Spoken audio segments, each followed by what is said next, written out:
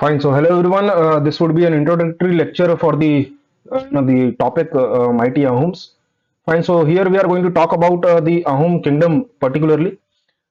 To brief you about the Ahom kingdom, see, it is quite important for us to understand that how does this kingdom came to limelight. You know, when we are talking about the state services, when we are talking about the you know state service exams, even you take into consideration UPSC here fine. सबसे important सवाल ये है कि यार ये अहोम्स के बारे में इतनी जागरूकता आई कैसे लोगों के बारे में, लोगों के प्रति या लोगों के अंदर. देखो, अगर आप लोगों को याद हो, if at all you are very much particular with regards to current affairs, तो देखो, चूंकि ये साल 2024 जो है चुनावी साल रहा है, आप लोगों को तो पता ही है. ठीक, वोट भी किया होगा आप लोगों ने. साथ ही साथ देखो, इस 2024 के इस साल में जो ये चुनावी साल था ना, यहाँ एक इवेंट होता है, एक डेवलपमेंट होता है. क्या डेवलपमेंट? मार्च में if I am not wrong तो शायद 9th ऑफ मार्च है. 9th ऑफ मार्च में पीएम मोदी ने, प्राइम मिनिस्टर मोदी ने जोरहट जोरहट यानी कि जो कि असम में है, जोरहट में एक स्टैच्यू को अनवील किया है या किया था. Statue, that statue was one of the greatest warriors of the Ahom kingdom. By name he is to be called as Lachit. Fine, Lachit Borfukan. Lachit Borfukan. Fine. So उसका जो है statue जो है अनवील किया था PM Modi ने around March 2024. ठीक है, 9-10 तारीख के आसपास. फाइन. कहने की बात यह है कि यार चूंकि पीएम मोदी खुद एक्नॉलेज कर रहे हैं हमारे रीजनल हिस्ट्री को. Fine, regional history means Ahom was very much part of और to be considered as one of the most strongest of all the kingdoms of India. Fine. तो जाहिर सी बात है, जब पीएम मोदी खुद एक्नॉलेज कर रहे हैं इनके इतिहास को, हमारे रीजनल हिस्ट्री को, तो जाहिर सी बात है अहोम किंगडम हमारे एग्जामिनेशन पॉइंट ऑफ व्यू से थोड़ा इंपॉर्टेंट हो जाता है. फाइन. करंट अफेयर्स का हिस्ट्री के पर्सपेक्टिव में जब मैं हिस्ट्री की बात कर रहा हूं, तो हिस्ट्री में अमूमन हम करंट अफेयर्स को उतना ज्यादा तवज्जो देते नहीं है. बट याद रखना इस तरीके के इवेंट्स जो कि बहुत लाइमलाइट में आ रहे हैं, हिस्टोरिकल इवेंट्स, जाहिर सी बात है स्टेट सर्विसेज, चाहे एमपीपीएससी हो, अदर स्टेट सर्विसेज हो, एंड इवन फॉर यूपीएससी, ये पॉइंट ऑफ इंटरेस्ट बन जाते हैं अपने आप. ठीक, तो इसी के बारे में हम जो है आज चर्चा करने वाले हैं. ये एक इंट्रोडक्टरी लेक्चर रहेगा. ठीक, इसमें मैं पूरा का पूरा अहोम किंगडम का इतिहास तो नहीं समझाऊंगा, बट हाँ, जितना भी समझाऊंगा that would be based on the introduction of the Ahom kingdoms की बेसिकली ये किंगडम बना कैसे. फाइन. हमारा पॉइंट ऑफ डिस्कशन रहेगा अहोम एंड मुगल कॉन्फ्लिक्ट. ठीक, अहोम्स का जो मुगल्स के साथ कॉन्फ्लिक्ट था उसका मैं आप लोगों को एक ओवरव्यू दे दूंगा कि हालांकि इसकी शुरुआत कैसे हुई थी. ठीक, इस पर्टिकुलर प्रेजेंटेशन में.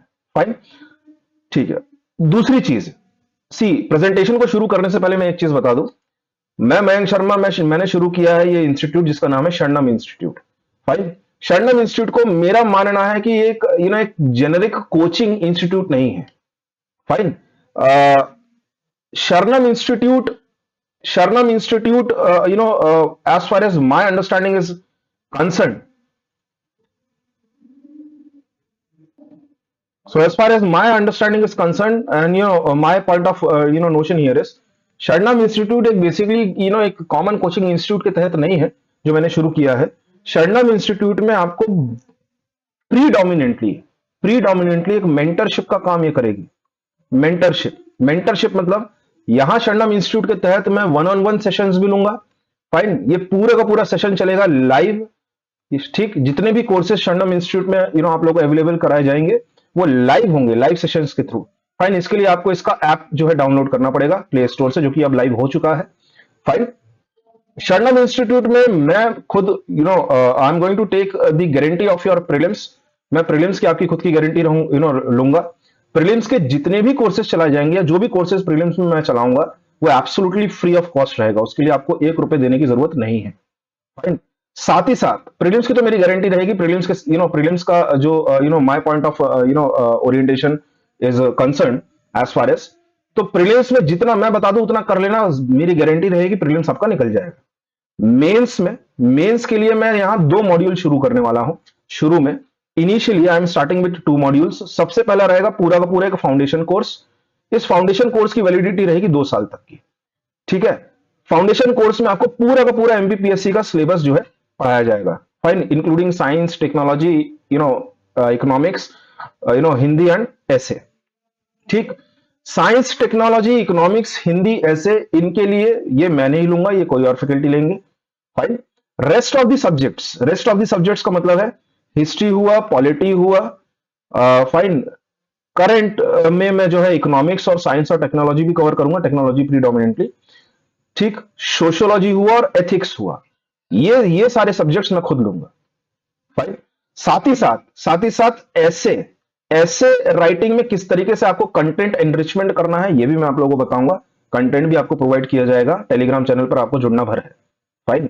तो पहला मॉड्यूल तो रहेगा क्या, फाउंडेशन कोर्स का, ठीक है। इस फाउंडेशन कोर्स में पूरा का पूरा एमपीपीएससी का syllabus from this beginning to the end पूरा कंप्लीट किया जाएगा। इस फाउंडेशन कोर्स की कुल ड्यूरेशन है 12 महीने, ये मेरी गारंटी है, 12 महीने। 12 महीने में बहुत एग्जैजरेट करके बोल रहा हूं, मेरा जो अनुमान है वो 10 महीने का है, ठीक है, कि 10 महीने में मैं पूरा का पूरा आपको फाउंडेशन प्रिपेयर करवा दूंगा, एमपीपीएससी का पूरा सिलेबस मैं खत्म करवा दूंगा। साथ ही साथ इसमें डेली आंसर राइटिंग होगी।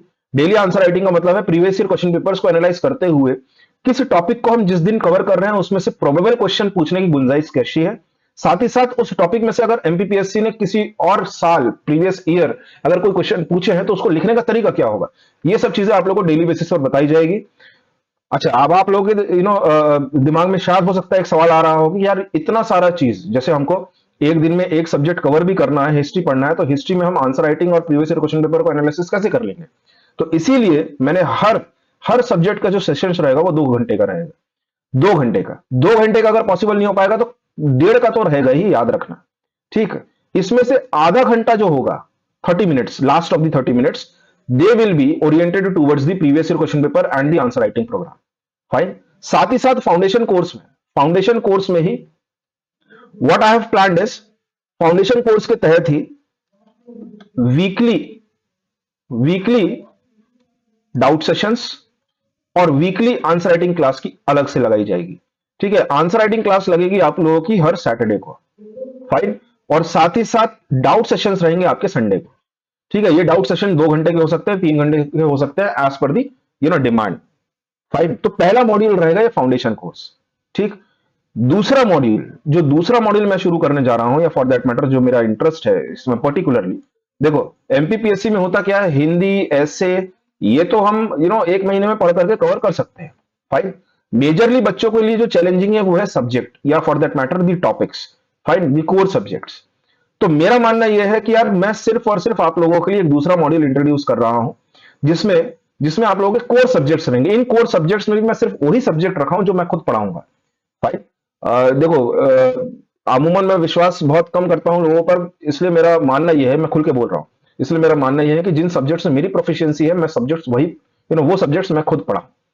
तो उसमें एक मॉड्यूल रहेगा, सब्जेक्टिव मॉड्यूल रहेगा, जिसमें history, polity, fine, sociology, ethics plus ऐसे ये सारी की सारी चीजें दूसरे मॉड्यूल में रहेगी, ठीक है। ये मैं खुद लूंगा, फाइन।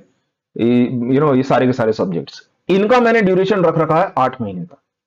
8 महीने में आप लोगों को पूरी तरीके से history, polity, sociology, ethics, including ऐसे ये सब कवर करवा दिया जाएगा, इसकी गारंटी मेरी है, ठीक है, फाइन। तो आप चाहे फाउंडेशन कोर्स में आओ, आप चाहे सब्जेक्टिव कोर्स में आओ, फाइन, कंटेंट को या टॉपिक्स को ऑन टाइम खत्म करवाने की गारंटी मेरी है। ऑनलाइन है, हमारे पास एक सहूलियत और है, क्या, ये वन ऑन वन सेशंस। ये वन ऑन वन सेशंस क्या है, one on one sessions basically उन लोगों के लिए ज्यादा कारगर साबित होंगे जो डाउट पूछने में झिझकते हैं, ठीक है। जैसे मान लीजिए आपको कोई डाउट है और आप लाइव सेशन में नहीं पूछ पा रहे हैं, ठीक है, झिझक है, ठीक। तो आपके लिए ये सुविधा है कि आप मुझे जो है मैसेज करिए कि यार मुझे वन ऑन वन सेशन में जो है ज्वाइन होना है, फाइन। एक हफ्ते में एक दिन डेडिकेटेडली हम जो है उस सेशंस में रूबरू हो सकते हैं, ठीक है। आप अपने सिस्टम में लॉगिन करना, मैं अपने सिस्टम में लॉगिन करूंगा, आपको जिस भी तरीके का डाउट आ रहा है, जिस भी तरीके का कंफ्यूजन है, किसी भी टॉपिक से रिलेटेड या किसी भी और चीज को लेकर के, फाइन, वो आके वहां कवर करवाई जाएगी, ठीक। तो ये 2 मॉड्यूल के साथ शरणम इंस्टीट्यूट अपना कोर्स लॉन्च करने वाला है, या ऑलमोस्ट कर ही दिया है। इसका अनाउंसमेंट पब्लिकली हो जाएगा बहुत जल्द, फाइन। हमारा टारगेट है एमपीपीएससी 2025 को ध्यान में रखते हुए मैं ये सब चीजें कर रहा हूं, ठीक। और साथ ही साथ प्रीलिम्स के कोर्सेज को अगर आप ज्वाइन करते हैं, फॉर दैट मैटर, ये तो फ्री में रहेगा। मेरा गारंटी रहेगी कि अगर आप प्रीलिम्स में जितनी चीजें आप लोगों को बताई जा रही हैं, जिस हिसाब से बताई जा रही हैं, उसको अगर आप फॉलो भर कर लोगे, definitely you will excel your prelims. Fine, हाँ, बशर्ते कन्विक्शन के साथ कोर्सेज को ज्वाइन करना, हंसी मजाक के साथ कोर्सेज को ज्वाइन मत करना। फाइन, आप लोगों का डेली एनालिसिस किया जाएगा, नॉट डेली, बेसिकली आप लोगों का मंथली एनालिसिस किया जाएगा कि आप कितने अटेंटिव हैं, ठीक है, कितनी शिद्दत से जो है क्लासेस को ले रहे हैं। फाइन, तो वो सारी की सारी चीजें आप लोगों को एनालिसिस की जाएगी। ठीक, ठीक, तो ये दो तरीके के फाउंडेशन, ये दो तरीके के कोर्सेज हैं जो शरणम इंस्टीट्यूट लॉन्च करने वाला है। फाइन, इस इंट्रोडक्टरी लेक्चर को थोड़ा सा ध्यान दीजिए, ये आप लोगों के लिए एक डेमो का काम करेगा।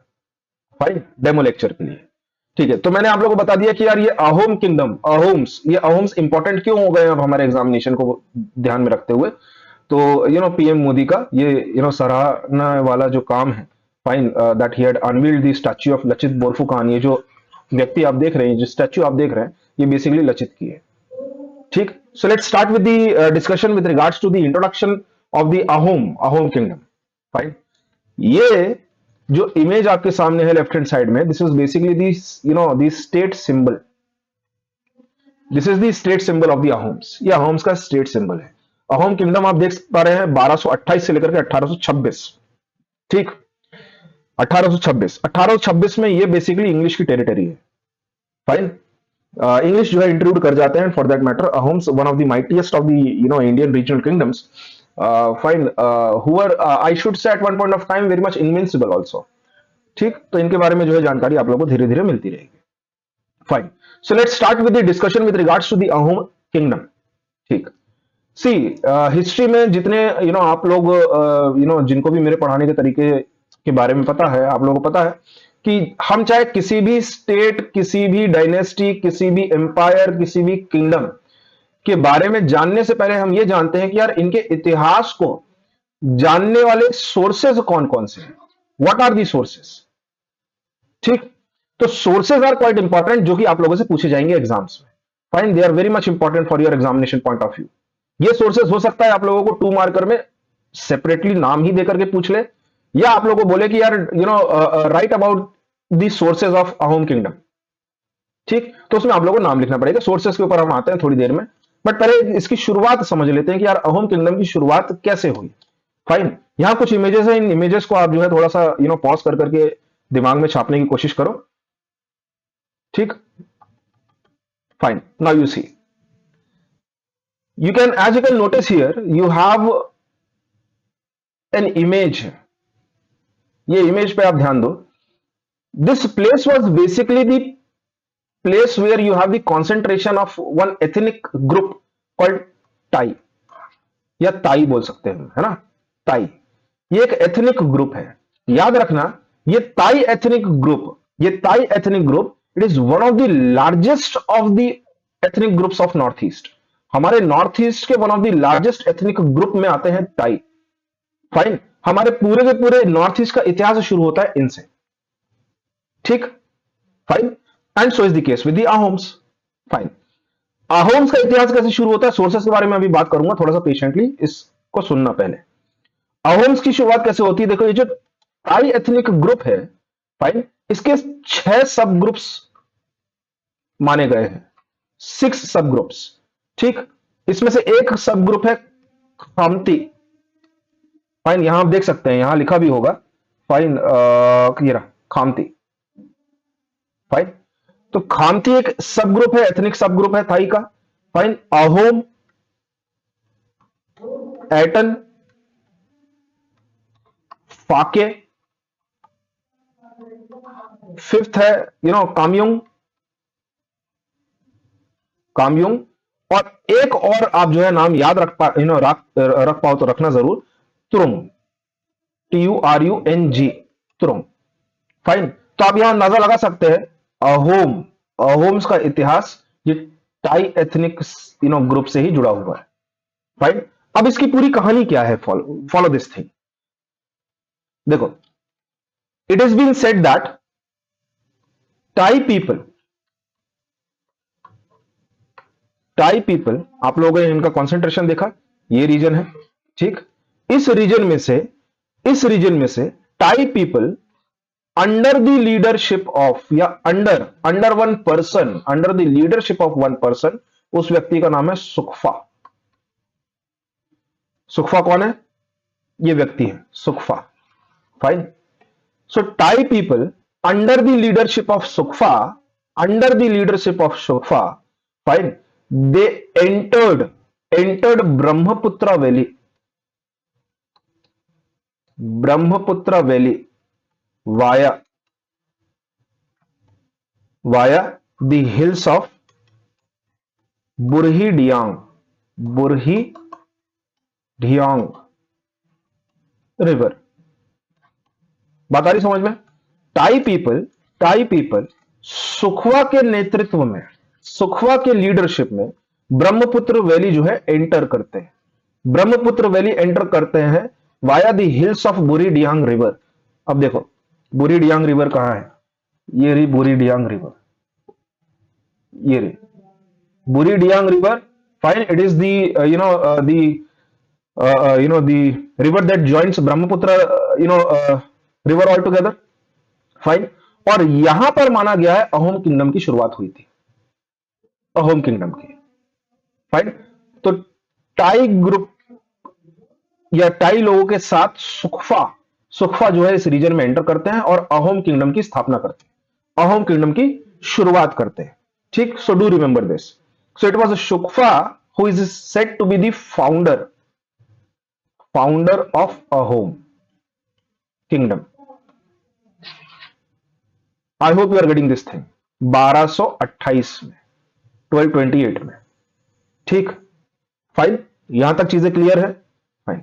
ये सब चीजें हमको पता कहां से चल रही है? Now this is the point of question कि सुखफा टाई पीपल्स के साथ, टाई पीपल के साथ फाइन अहोम किंगडम की शुरुआत की है। ये सब चीजें हमको पता कहां से चल रही है?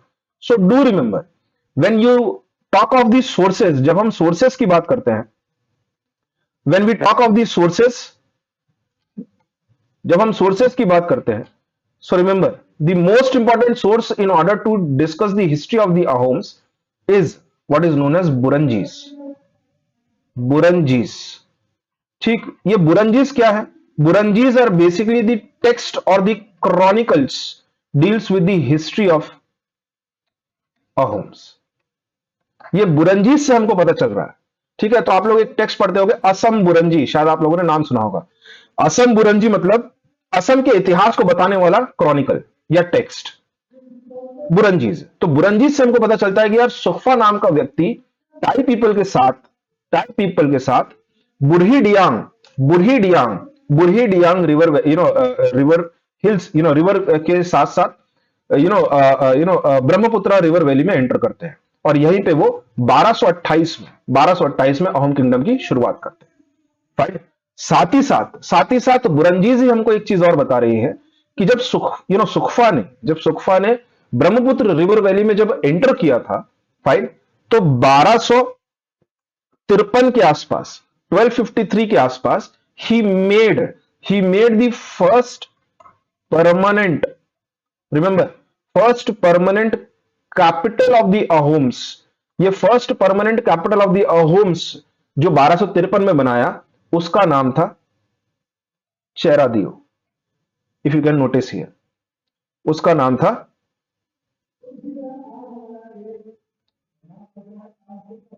चेरादियो। ठीक। फाइन। तो आप लोग देख पा रहे हैं यहां कि चेरादियो कहा है, चेरादियो भी ब्रह्मपुत्र रिवर वैली में ही है, रिवर सिस्टम का ही हिस्सा है। फाइन। ये देखो, तो अहोम किंगडम की शुरुआत हो रही है इस रीजन में। अहोम किंगडम का जो फर्स्ट कैपिटल जो सुखफा ने बनाया 1253 के आसपास बनाया, हालांकि हम मान सकते हैं ग्रेजुअली बनाया था। ठीक है। वो क्या था? वो चेरादियो था। ये इमेज पर ध्यान दो, ये रही वो image, this is the image. Fine. So this is quite important for you to understand. Charaideo the first capital city या the first capital of the Ahoms. ठीक। तो बुरंजीज एक साक्ष्य है, एक सोर्स है for that matter. Buranjis are one of the sources, ये these are one of the sources. Buranjis एकमात्र सोर्स नहीं है, याद रखना, अहोम के बारे में जानकारी लेने के लिए। बुरंजीज के साथ साथ आपको एक टेक्स्ट और याद रखना पड़ेगा, pothi, pothis. Pothis are also one of the most important sources most important sources in order to understand the history of the Ahoms. Pothis के साथ साथ वंशावली, वंशा वंशावली वंशावली नाम का भी एक टेक्स्ट है जो कि बहुत इंपॉर्टेंट सोर्स है with regards to the history of the Ahoms. वंशावली के बारे में एक चीज याद रखना, हो सकता है आप लोगों से MPPSC very short answer type question में वंशावली एक शब्द दे दे, ठीक है, तो घबराना नहीं, वेद वेद से रिलेट मत कर लेना, वंशावली और कहानी और पुराण से रिलेट मत कर लेना। Vanshavali vanshavali basically it is genealogy, it is basically genealogy. Genealogy genealogy का मतलब होता है कोई एक ऐसा टेक्स्ट, जेनियोलॉजी जेनियोलॉजी का मतलब ऐसा मतलब होता है कि कोई एक ऐसा text that used to tell us the history और of the family, family history को बताने वाला, फैमिली हिस्ट्री को बताने वाला। Fine,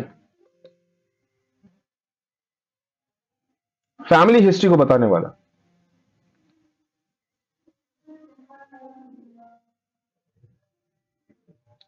sorry for this. Fine, सो जेनरलॉजी मतलब the study of the family all together, study of the family, ठीक, या लीनेज, लीनेज भी बोल सकते हैं। तो वंशावली से हमको पता चलता है कि यार अहोम किंगडम की फैमिली का कंपोजिशन क्या था।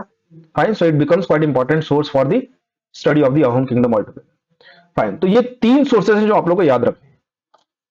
बुरंजीज, बुरंजीज एक मायने में और इंपॉर्टेंट, एक तरीके से और इंपॉर्टेंट है हमारे लिए जानना, यार बुरंजीज में जो इतिहास बताया गया है वो सिर्फ और सिर्फ फर्स्ट कैपिटल सिटी के बारे में ही ना सही, और साथ ही साथ अहोम किंगडम के इतिहास को ध्यान में रखते हुए बुरंजीज में एक चीज और बताई गई है, and that is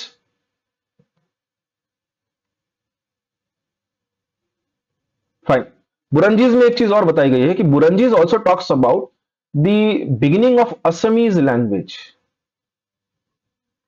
Assamese language, Assam की जो भाषा है, असमीज भाषा जो है, उसकी शुरुआत के बारे में भी बुरंजीज हमको एक अकाउंट पेश करती है। फाइन, साथ ही साथ हिस्टोरिकल अकाउंट पेश करती है बुरंजीज अहोम मुगल कॉन्फ्लिक्ट के बारे में। Remember this thing, very important, very important. Buranjis साथ ही साथ हमको बताती है कि यार अहोम किंगडम के राजाओं की लड़ाई हुई थी मुगलों के साथ। Fine, Mughals, so it becomes quite important for us, ठीक है। अब कभी भी अगर एमपीपीएससी आपसे पूछे, ठीक, कि मुगल अहोम कॉन्फ्लिक्ट बताओ क्या था, तो शुरुआत करना सबसे पहले बुरंजीज से, that it is the Buranjis who gives us a detailed account with regards to the events that took place as a result of the clash between Ahoms and the Mughals. I hope you are getting this thing. So sources are quite important for us to be discussed here. ठीक, fine, ठीक है, आगे बढ़ो। Now the point of discussion here is, देखो MPPSC के जब हम बात करेंगे तो एमपीपीएससी आप लोगों से एक सीधा क्वेश्चन पूछेगा, मुगल अहोम क्लैश या कॉन्फ्लिक्ट, मुगल अहोम क्लैश या कॉन्फ्लिक्ट, ठीक। तो मैं पूरा का पूरा ओरिएंटेशन आप लोगों का इस पे लाना चाह रहा हूं। Fine, now you see how exactly the Mughal Ahom conflict started. ये मुगल अहोम कॉन्फ्लिक्ट शुरू हुआ तो हुआ कैसे। अच्छा, एक चीज और याद रखना, मुगल अहोम कॉन्फ्लिक्ट में it was not for the first time that the Ahoms had to go for a clash with the Muslims, ऐसा नहीं था। अहोम्स और मुस्लिम्स के बीच में clash, it is prelude to the Mughals, Mughals से पहले ही होना शुरू हो गया था। फाइन, इन 1530s के आसपास, 1530 के आसपास, in 1530s you see Muslims invading Assam that eventually made Ahoms to go against them. Fine, मैं इसमें डिटेल में नहीं जा रहा हूं क्योंकि हमारा पॉइंट ऑफ डिस्कशन ये है मुगल अहोम कॉन्फ्लिक्ट, बट मैं आप लोगों को एक आइडिया जरूर दे देता हूं। जैसे 1532-33 में पहली बार तुर्कों के द्वारा और अफगान्स के द्वारा अहोम टेरिटरी को इन्वेड करने की कोशिश की गई थी। फाइन, इसमें ना दो नाम अगर आप लोग याद रख पाओ तो याद रखना, अदरवाइज कोई ज्यादा इंपॉर्टेंट है नहीं। Turbak and Hussain. Turbak and Hussain were the first to go for a clash with the Ahoms. Fine, ठीक। ये पहला मुस्लिम वर्सेस अहोम्स का क्लैश था, तुर्बक एंड हुसैन, जिसमें अहोम्स दे वॉन। सिर्फ जीते ही नहीं, अहोम्स इतने अच्छी तरीके से जीते कि अहोम्स ने मुस्लिम्स के अंदर आ चुके दो रीजन, कामरूप कामरूप शायद आप लोगों के दिमाग में वर्ड फिट हो, ठीक है, कामरूप और कमाता, कमाता को लिबरेट करा दिया था मुस्लिम्स से अहोम्स ने। Fine, quite important to note here, ठीक। साथ ही साथ 1532-1533 के बाद you see Ahom was again attacked by the Muslims, this time by the sultan of Bengal. Sultan of Bengal है जिनका नाम है नुसरत। ये 1553 के आसपास, 1553 के आसपास, फाइन, जो है अहोम टेरिटरी पर अटैक करते हैं। फाइन, ठीक। तो याद रखना ये मुगल वर्सेस अहोम्स का प्रिल्यूड है, ठीक। मुगल्स के साथ शुरुआत कैसे हुई? How did the conflict started with the Mughals? Mughals के साथ अहोम्स की शुरुआत होती है 17th सेंचुरी में, नॉट बिफोर दैट, याद रखना। 17th सेंचुरी में पहली बार अहोम्स और मुगल कॉन्फ्लिक्ट देखा जाता है, ठीक। मैं शायद एक चीज आप लोगों को क्लियर किया था ऑफलाइन क्लासेस में, फॉर दैट मैटर, जहां जहां मैंने पढ़ाया है, कि मुगलों का जब तक अकबर जब तक थे, तो Akbar quite successfully manage to consolidate the power of the Mughals in India. Fine, where as when the successor of Akbar कौन था? सक्सेसर ऑफ अकबर था जहांगीर।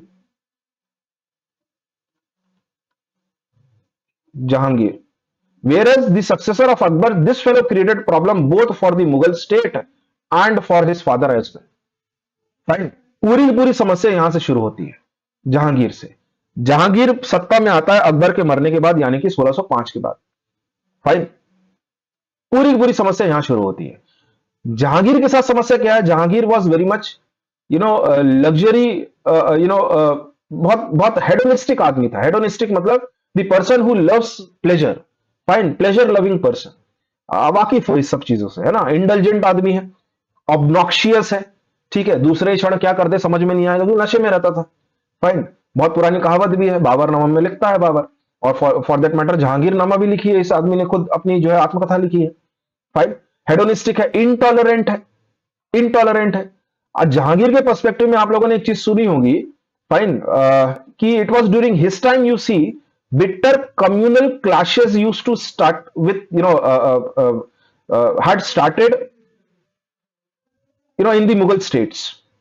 कम्युनल क्लैश मतलब आप देखते हैं कि सिखों के साथ भी क्लैश जब सबसे पहली बार शुरू होता है, तो वो जहांगीर के टाइम पर ही होता है। Fine, so this fellow had never paid any attention with regards to consolidate the power of the Mughal state, and that created problem in the long run. Jahangir के साथ समस्या क्या हुई? देखो, ये यूरोपियन इन्वेजन की कहानी में मैं थोड़ा सा आप लोगों को लेकर के जाऊंगा। यूरोपियन इन्वेजन, यूरोपियंस, पोर्चुगीज आए।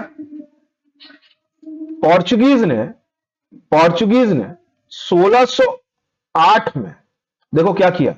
पोर्चुगीज सबसे पहले आए थे, तो पोर्चुगीज ने क्या किया, 1608 में जब अंग्रेज, इंग्लिश अपना एम्बेसडर, अपना एक रिप्रेजेंटेटिव भेजते हैं, कैप्टन हॉकिंस, जहांगीर के कोर्ट में। Fine, to take the privileges in order to establish a settlement in India. Portuguese क्या करते हैं? पोर्चुगीज इसको ऑब्स्ट्रक्ट कर देते हैं। 1608 में पोर्चुगीज जहांगीर के ऊपर प्रेशर प्रिवेल करते हैं कि भैया कैप्टन हॉकिंस को किसी भी तरीके की प्रिविलेजेस देने की जरूरत नहीं है, जो चाहिए हमसे लो। Fine, Portuguese, it was Portuguese who used to influence Jahangir more so. Fine, ठीक। 1608 के बाद 1615 में अंग्रेज फिर से अपने एक एम्बेसडर भेजते हैं, this time sir Thomas Roe, in the court of Jahangir के कोर्ट में। फाइन, पूरी की पूरी कहानी यहां से है, ठीक है। हाँ, हालांकि 1605 का मैं रेफरेंस सिर्फ इसलिए ले रहा हूं क्योंकि 1605 ये जो ईयर है ना, ये इंपॉर्टेंट है। फाइन, 1605 में इंग्लिश थॉमस रो के जरिए प्रिविलेजेस हासिल करने में सक्सेसफुल होते हैं। साथ ही साथ ये ठीक वही ईयर है जब पहली बार हम देखते हैं मुगल अहोम कॉन्फ्लिक्ट शुरू होता है। फाइन। मुगल अहोम कॉन्फ्लिक्ट। जहांगीर के बारे में एक चीज याद रख पाओ तो याद रखना, जहांगीर की ना अपनी एक इकोनॉमिक पॉलिसी थी। उस इकोनॉमिक पॉलिसी के तहत Jahangir he wanted to protect the domestic industries as well. Jahangir sorry Jahangir चाहता था डोमेस्टिक इंडस्ट्रीज भी प्रोटेक्ट रहे, साथ ही साथ थोड़ी सी लिवरेजेस दिए जाए। लिवरेजेस किसको दिए जाए? लिवरेजेस दिए जाए फॉरेन ट्रेड को। ठीक है, इन फॉरेनर्स को थोड़ा सा जो है फ्लेक्सिबिलिटी इनके साथ बरती जाए। फाइन। साथ ही साथ जहांगीर चाहता था कि किसी भी फॉरेन कंपनी को, यानी कि ईस्ट इंडिया कंपनी को, ईस्ट इंडिया कंपनी सिर्फ ब्रिटिश की तो थी नहीं, फाइन, किसी भी कंपनी को in their individual capacity exclusive privileges ना दिए जाए। ठीक, प्रिविलेजेस हम देंगे बट किसी भी कंपनी को एक्सक्लूसिव प्रिविलेजेस हम नहीं देंगे। ये जहांगीर चाहता था। ठीक है, ये उसकी पॉलिसी बोलती थी। अब देखो हुआ क्या, एक वाक्य हो गया, एक इवेंट हो गया 1613 में। 1613 मतलब थॉमस रो के जहांगीर के कोर्ट में जाने से ठीक 2 साल पहले। तो 1613 में पोर्चुगीज ने मुगलों की एक शिप को ऑक्यूपाई कर लिया। ऑक्यूपाई इन सेंस मुगलों की इस शिप को क्या बोलेंगे, सीज कर लिया। इस शिप का नाम था रहीमी या राहिमी। ठीक है, 1 लाख रुपए इस शिप में थे उस टाइम पर। फाइन। कुछ प्रीशियस गिफ्ट्स थे and so on and so forth. Fine, Rahimi. Jahangir खुद पोर्चुगीज को आदेश दे रहा है कि भैया इस शिप को रिलीज करो। जहांगीर इतना इंटरेस्टेड क्यों था? क्योंकि this ship belongs to Mariam. Mariam कौन है? मरियम जहांगीर की मां है। ठीक है, जहांगीर की मां। ठीक। जहांगीर के आदेश देने के बावजूद Portuguese they refused to surrender this ship. यहां से समस्या शुरू होती है। अब यहां जहांगीर को लगता है कि नहीं यार, अब तो अंग्रेजों का सहारा जो है लेना पड़ेगा, इनको कंसेशंस देने जरूरी है। ठीक। पूरी की पूरी रचना जो है जहांगीर रचता है। और Jahangir this man was intelligent. Thomas Roe was a brilliant administrator from the side of the English.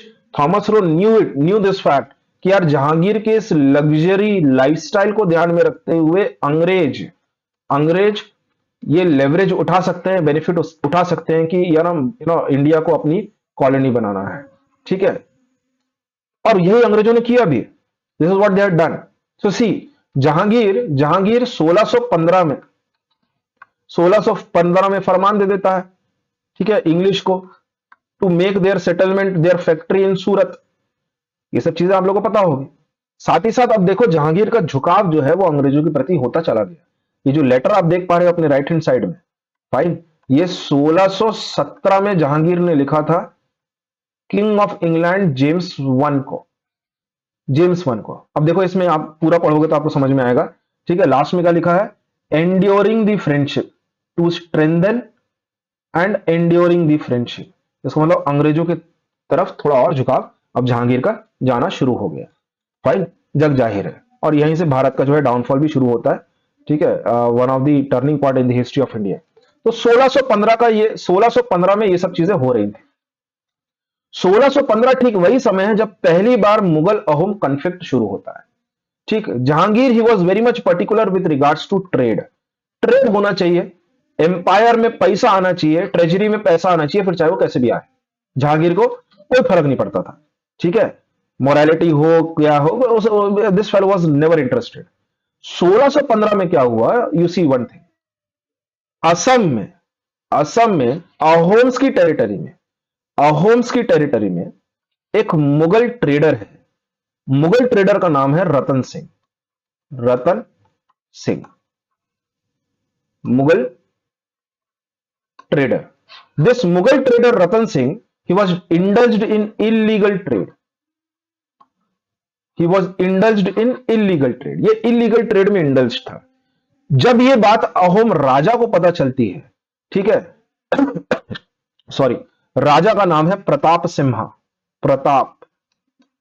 Simha. ठीक है, याद रखना अहोम्स के राजा सिम्हा भी यूज करते थे और सिंघा भी यूज करते थे। ठीक है, एक ही बात है। फाइन।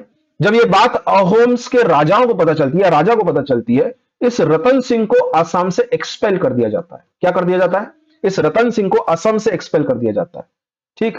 जब रतन सिंह को एक्सपेल कर दिया जाता है, रतन सिंह को एक्सपेल करने का कारण क्या है? रतन सिंह को एक्सपेल करने का कारण क्या है? See what we are basically doing, we are doing the causes और the background for the Ahom Mughal conflict. हम कॉजेज देख रहे हैं, तो इकोनॉमिक कॉज है। ठीक। जब रतन सिंह को एक्सपेल कर दिया जाता है, जब यह बात जहांगीर को पता चलती है, जहांगीर इसको बहुत ह्यूमिलिएटिवली लेता है कि यार ये बहुत ज्यादा जो है बेइज्जती हो गई। Fine. Now you see what Jahangir had done. Jahangir Jahangir 1615 में 1615 में अबू बकर को, किसको? अबू बकर। अबू बकर का पूरा नाम अगर आप लोगों को लिखना है तो सैयद लगा देना आगे, बस सैयद अबू बकर। सैयद अबू बकर को भेजता है अहोम्स के खिलाफ। कब भेज रहा है? 1615 में। ठीक। फाइन। द सेम ईयर जो अभी हमने इवेंट जो है डिस्कस किया। अबू बकर को अहोम्स के खिलाफ भेजता है विथ 10,000 कैवेलरी। अब स्ट्रेंथ देखना, 10,000 कैवेलरी। फाइन। With around 200 मस्कीटर्स। मस्कीटर्स का मतलब होता है बंदूकधारी लोग। ठीक। साथ ही साथ 300 वॉरशिप्स। वॉरशिप्स वॉरशिप्स क्यों भेज रहा है? याद रखना, असम में जितनी भी लड़ाइयां हुई, अहोम किंगडम की जितनी भी लड़ाइयां हुई, वो majority of the battles were fought on the water fronts. ठीक है। फाइन। तो बेसिकली नेवल बैटल्स थी, नेवल बैटल्स। ठीक। तो अबू बकर को भेजा गया। ठीक है, इतनी स्ट्रेंथ के साथ अबू बकर नवंबर 1615 में अहोम्स की टेरिटरी को अटैक करता है। ठीक है। और इनिशियली जीतता है, बट याद रखना ये जो जीत है शॉर्ट लिव्ड है। ठीक है, लंबे समय तक ये जीत को एंजॉय कर नहीं पाए। ऐसा क्यों? Just follow this thing. ठीक, इस इमेज पर आओ। If you can notice this image, अगर आप लोग ये इमेज देख पा रहे हैं, so just see this. Abu Bakr attack करेगा यहां से। ठीक है। अबू बकर जब अटैक किया तो अबू बकर ने, मुगल आर्मी ने ये 3 टेरिटरी हत्या ली। कौन कौन सी टेरिटरी? बारनगर, हाजो और कजली।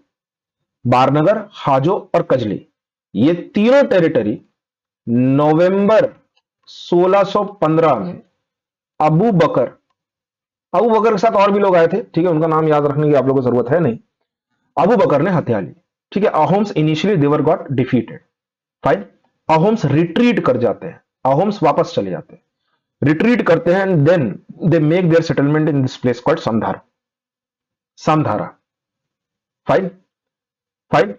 अब देखो हुआ क्या। जब अहोम्स रिट्रीट करते हैं, समधारा पहुंचते हैं, ठीक है, तो समधारा को प्रोटेक्ट करने के लिए एक रीएनफोर्समेंट भेजा जाता है by the king called Pratap Simha. Pratap Singha बोल लो या सिम्हा बोल लो।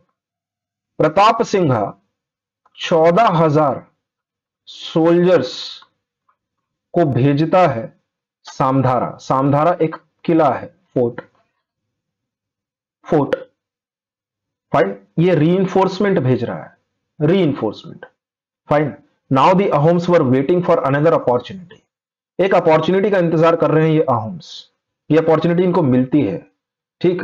देखो इतिहास में, फॉर दैट मैटर, हम तो बात भारत के किंगडम्स की कर रहे हैं, तो भारत के किंगडम्स चाहे आप जिसका भी अनुमान लगे, जो भी किंगडम आप दिमाग में लेकर के आ जाए, मुस्लिम्स को छोड़ करके, ठीक है, स्पेसिफिकली, तो इंडिया के जितने भी किंगडम्स थे मुस्लिम किंगडम्स को छोड़ करके, वो एक चीज पर यकीन करते थे। क्या? वो यकीन करते थे प्रोफेसीज पर, भविष्यवाणी पर। ठीक। कहीं ना कहीं हमको दिखता है। ठीक है। वो यकीन करते थे शास्त्रों पर। फाइन। वो यकीन करते थे समय पर, टाइम, कि यार कौन सा समय ज्यादा सही है। ठीक है। देखो प्रताप सिंघा ने जब 14,000 सोल्जर्स की एक रीइंफोर्समेंट समधारा में भेजी, fine, and then they were waiting for an opportunity to hit back to against the Mughals. Fine. इसी 14,000 सोल्जर्स का जो नेतृत्व कर रहे थे, उनमें से एक व्यक्ति जाता है किसी एक साधु संत के पास। ऐसा माना गया, ये बुरंजीस की कहानी है। ठीक है। साधु संत से पूछता है कि यार हमको मुगल्स के खिलाफ कब लड़ना चाहिए। तो साधु संत का जो एक वो प्रोफेसी भविष्यवाणी देते हैं कि यार नए साल की शुरुआत में, नया साल मतलब 1616, नए साल की शुरुआत में तुमको अटैक करना है, ठीक है। और याद रहे जब तुम अटैक करो तब रात हो, या तुम रात को ही जो है अटैक करना, ठीक है। रात को अटैक करना, दिन में नहीं। Fine. So now you see what had happened on January 1616। In January 1616, a battle took place called Battle of Samdhara. रात में हुई बैटल ऑफ सामधारा। डेट के रिगार्डिंग कहीं ना कहीं डेट लिखी है 16, कहीं लिखी है 17 जनवरी, ठीक है। तो डेट इसलिए मैं स्पेसिफिकली आप लोगों को दे नहीं रहा। फाइन। बैटल ऑफ सामधारा होती है। बैटल ऑफ सामधारा का महत्व समझो। बैटल ऑफ सामधारा का महत्व यह है दैट दिस बैटल ऑफ सामधारा मतलब ये है ना। अब इसको लिखना कैसे होगा, क्वेश्चन कैसे पूछा जाएगा, अभी मैं बताता हूं आप लोगों को। बैटल ऑफ सामधारा का इंपॉर्टेंस ये है that it was the first, this battle was the first clash between the Ahoms and the Mughals. Battle of Samdhara, the first clash between the Ahoms and the Mughals. Do remember this thing. Fine. ठीक। इसका result क्या हुआ, अब result पे आओ। You see the result. Ahoms, they fought quite brilliantly. They excelled in the war efforts. Guerrilla warfare tactics थे ना इनके पास, ठीक। साथ ही साथ मुगल्स टोटली डिस्ट्रॉय हो गए, बर्बाद, खत्म। इस हद तक खत्म हो गए कि जो 300 वॉरशिप्स जहांगीर ने भेजी थी अबू बकर को सपोर्ट करने के लिए, इन तीनों को अहोम्स ने क्या किया, इन तीनों को जो है सीज कर लिया। सॉरी, इन 300 को, 300 वॉरशिप्स को सीज कर लिया गया। कुछ तो हालांकि जाहिर से बात है डिस्ट्रॉय भी हो गई होंगी, बाकी बची सीज कर ली गई, ठीक है। मुगल्स वर डिफीटेड थॉरली, बहुत गंदी तरीके से मुगल्स हारे। पहला कॉन्फ्लिक्ट है the first clash between the Mughals and the Ahoms whereby the Mughals were thoroughly been defeated. Fine. यहां से मुगल अहोम कॉन्फ्लिक्ट की शुरुआत हो जाती है पूर्णतः, पूरी तरीके से, ठीक। अब देखो, अब आप लोगों से पूछेगा कि बैटल ऑफ सामधारा, जैसे मान लीजिए अगर आपको शॉर्ट आंसर टाइप में अगर पूछ लेता है, ठीक है, क्वेश्चन दे दिया आपको बैटल ऑफ सामधारा, ठीक। आपको 3 पॉइंट लिखने हैं। अभी एमपीपीएससी ने जो कॉपी जारी की है उसमें 4 लाइन है, तो आप 4 पॉइंट अभी यहां मान करके चलिए, ठीक है। अदरवाइज इसको आपको बैलेंस करना पड़ेगा, मैनेज करना पड़ेगा। तो बैटल ऑफ सामधारा में आप लोग फिर अपना आंसर कैसे लिखेंगे कि यार ये बैटल ऑफ सामधारा क्या थी। तो पहली चीज, first battle between Ahoms and the Mughals. पहली चीज यही रीजन लिख देना, प्लेस कहां हुई।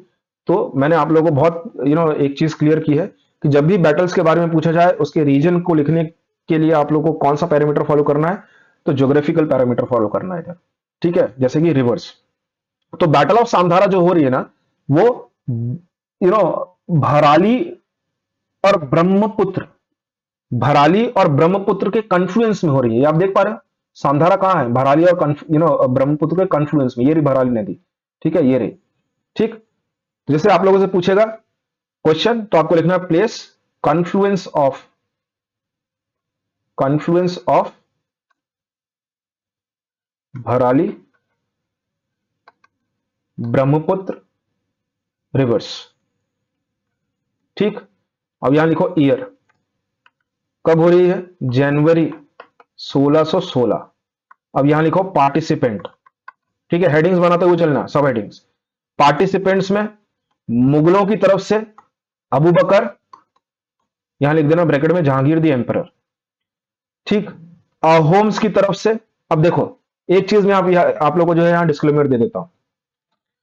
आप बैटल ऑफ सामधारा को गूगल करोगे ना, इसलिए देखो बच्चे पिछड़ जाते हैं। और फिर फैकल्टीज का काम ये होता है कि जो चीज वो खुद पढ़ रहे हैं या गूगल कर रहे हैं तो उसको वेरीफाई करना जरूरी होता है। वेरीफाई होती है सिर्फ और सिर्फ टेक्स्ट बुक से, ठीक है। आजकल समस्या क्या हो गई, आजकल हम लोग ज्यादा से ज्यादा गूगल के ऊपर निर्भर हो गए। फाइन। विकीपीडिया यार हम खुद एडिट कर सकते हैं, तो उसमें इंफॉर्मेशन की ऑथेंटिसिटी उतनी नहीं रहती, फाइन। देखो आप लोग गूगल करोगे ना तो बैटल ऑफ सामधारा, सामधारा के लीडर को जब आप गूगल करोगे तो लीडर में नाम आएगा लचित बोरफुकान, लचित बोरफुकान लीडर का नाम। ये एब्सोल्युटली नॉनसेंस है, बकवास बात है ये। पॉसिबल ही नहीं है कि लचित बोरफुकान, पॉसिबल ही नहीं है कि लचित बोरफुकान जो है, लचित बोरफुकान जो है बैटल ऑफ सामधारा में पार्टिसिपेट किए होंगे। ठीक है, क्यों बोल रहा हूं मैं ऐसा? क्योंकि बैटल ऑफ सामधारा हो रही है 1616 में, लचित बोरफुकान का जन्म ही हुआ है 1622 में। और जो व्यक्ति जन्म ही नहीं लिया वो बैटल में कैसे हिस्सेदारी ले सकता है? आ रही बात समझ में? ठीक, वो भी 6 साल पुरानी बैटल में। तो लचित बोरफुकान का नाम यहां नहीं आएगा, गलती से भी मत लिखना। फाइन। हाँ, अब अहोम्स की आर्मी को लीड कौन कर रहा था, इसके लिए आप लोगों को गूगल में तमाम नाम मिल जाएंगे। ठीक, बट उन नामों को लिखने से बच लेना, काम हो जाएगा हमारा। आप तो लिख देना किंग, किंग प्रताप सिंघा, प्रताप सिंघा, बस हमारा काम हो जाएगा। I hope you are getting this thing. Last आपकी हेडिंग बनेगी रिजल्ट, लास्ट आपकी हेडिंग बनेगी रिजल्ट की। रिजल्ट में क्या आएगा? The same thing what I said. Result में आएगा Mughals they lost, Ahoms they won. खत्म। इतनी चीजें ही हैं जितनी जो आप लोगों को मेहनत करनी है। This is the thing. और सिर्फ इन्हीं चीजों को ध्यान में रखते हुए शरणम इंस्टीट्यूट के तहत मैं आप लोगों के सामने जो है ये सब चीजें सिखाने के लिए बैठा हूं। Fine. I am going to focus more on what you read and how you replicate to what you read in your answers. लिखना किस तरीके से। ठीक, तो बैटल ऑफ सामधारा के बारे में आप लोगों को कभी भी क्वेश्चन आए इस तरीके से लिखना है। I hope you are getting this thing. ये एक इंट्रोडक्टरी लेक्चर में है। आप लोग जब कोर्स को ज्वाइन करेंगे तो आप लोगों को चीजें बहुत अच्छी तरीके से इन टाइम बाउंड समझ में आना शुरू हो जाएगी और समझा दी जाएगी। फाइन। अगर यही क्वेश्चन आप लोगों को शॉर्ट आंसर टाइप में पूछे 7 मार्क्स में, फाइन, तो क्या करना है? तो जाहिर सी बात है ये पॉइंट तो उसमें शामिल होंगे ही, ये पॉइंट तो आपको शामिल करना ही है। इसमें एक चीज और जो है आप लोग ऐड कर सकते हैं। उन 4 पॉइंट्स के अलावा, उन 4 पॉइंट्स के अलावा आप लोग एक पॉइंट और जो है वहां ऐड करना। अगर लॉन्ग आंसर टाइप क्वेश्चन में पूछ रहा है, लॉन्ग आंसर में है ना, नॉट वेरी शॉर्ट बट हाँ लॉन्ग आंसर 5-7 मार्क्स वाले, तो 1 2 3 4 पॉइंट के अलावा 5वां पॉइंट लिखना कि यार ये जो फर्स्ट कॉन्फ्लिक्ट हुआ fine between the Mughals and the Ahoms to be called as battle of Samdhara in 1616, इसको ना एक सोर्स के तहत भी हमको जानकारी मिल रही है। There is one source, fine, Baharistan i Ghaybi, Baharistan, Baharistan, बहरिस्तान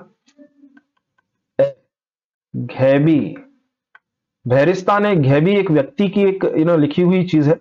Mirza Nathan, Mirza Nathan ने जो है ये चीज लिखी है, बहरिस्तान एंड घैबी। बहरिस्तान ए घैबी याद रखना, ये हो सकता है, आई एम नॉट श्योर, ये हो सकता है आप लोगों से 2 मार्कर में भी पूछ ले। फाइन, चांसेस है। तो बहरिस्तान ए घैबी अगर आप लोगों से पूछेगा तो पहली तो चीज आप लोगों को लिखना है कि यार मिर्जा घैबी ने, सॉरी मिर्जा नाथन की एक किताब है, ठीक है, जो कि 17th सेंचुरी में लिखी गई थी। कब लिखी गई थी? 17th सेंचुरी में लिखी गई थी। तो पहला पॉइंट ये, दूसरा पॉइंट ये। तीसरा point, Baharistan i Ghaybi, it basically talks about the history of 4 prominent regions. 4 prominent regions कौन कौन से हैं? एक है बंगाल, एक है बिहार, एक है कूच बिहार, और एक है अहोम्स या असम, असम। फाइन, ठीक। बहरिस्तान ए घैबी का भी रेफरेंस हम यहां अपने आंसर में दे सकते हैं एज अ सोर्स। क्यों? क्योंकि बहरिस्तान ए घैबी में एक सेंटेंस लिखा हुआ है। क्या सेंटेंस लिखा हुआ है? That in this first in the first clash between the Mughals and the Ahoms, that means to say the battle of Samdhara में Ahoms had thwarted the Mughal maiden attempt to expand towards the East India। ये पूरी की पूरी चीज बहरिस्तान ए घैबी में दी हुई है। Fine, तो अपने आंसर में हम इसको भी ऐड कर सकते हैं। Fine, so this is basically the beginning, ये शुरुआत है, ये शुरुआत है मुगल अहोम कॉन्फ्लिक्ट की। I hope it is clear to you. Fine, ये जो आप लोगों को ये जो इमेज दिख रही है, ये बेसिकली लचित बोरफुकान की इमेज है। ठीक, दी सेम। फाइन, इसी स्टैच्यू को अनवील किया गया था पीएम मोदी के द्वारा मार्च में। फाइन, मार्च 2024 में। फाइन, वॉर मेमोरियल भी बनाया गया है। ठीक है, so that is quite important, that makes it quite important topic for our examination point of view. ठीक, तो इतनी चीजें जो आप लोगों को फिलहाल याद रखनी है इन दी इंट्रोडक्टरी लेक्चर। फाइन, ये चीज अभी खत्म हुई नहीं है। लचित बोरफुकान का जो रेफरेंस आएगा वो बहुत बाद में आएगा। Fine, there is one battle called battle of Sarai Ghat. Sarai Ghat में लचित बोरफुकान का रोल हम लेंगे। ठीक, one of the most decisive battles in the history of Assam. Fine, as far as Ahom kingdom is concerned. ठीक, so this is all with regards to the demo, the introductory lecture of the Ahom kingdom. Fine, if at all you have any interest to join this course, if at all you have any interest to know more about this course, the foundation course or the subjective courses, what I am going to start in the hopefully in the very next week, so you can contact me in this using this number. You can join the telegram channel Hindi में लिखा हुआ है शरणम। ठीक है, तो आप search कर सकते हो, आपको मिल जाएगा। आप इसी नंबर में व्हाट्सएप भी कर सकते हो अपने इंटरेस्ट के संबंधित, अगर आप लोगों को कुछ पूछना है, कोई सवाल है, anything of that kind. Fine, साथ ही साथ इसी नाम से, या फॉर दैट मैटर इस नाम से तो नहीं, हिस्ट्री टेल्स के नाम से एक इंस्टाग्राम चैनल भी मैंने बना रखा है। उसका अपडेट करना अभी मुझे थोड़ा टाइम लगेगा। फाइन, उसमें रील्स डालना, कंटेंट डालना, that reels basically will be of content. Fine, जहां आपको कुछ ना कुछ जानकारी मिल सके और वो जानकारी आप लोगों के कहीं ना कहीं काम आ सके एग्जाम में। Fine, answer writing for that matter. तो वो सब चीजें मैं शुरू करूंगा। आप फिलहाल के लिए अगर ज्वाइन करना चाहें तो व्हाट्सएप पे मैसेज कर सकते हैं फॉर मोर डिटेल्स, या आप टेलीग्राम चैनल को ज्वाइन कर सकते हैं। Fine, so that's all for today. Thank you so much and have a great day.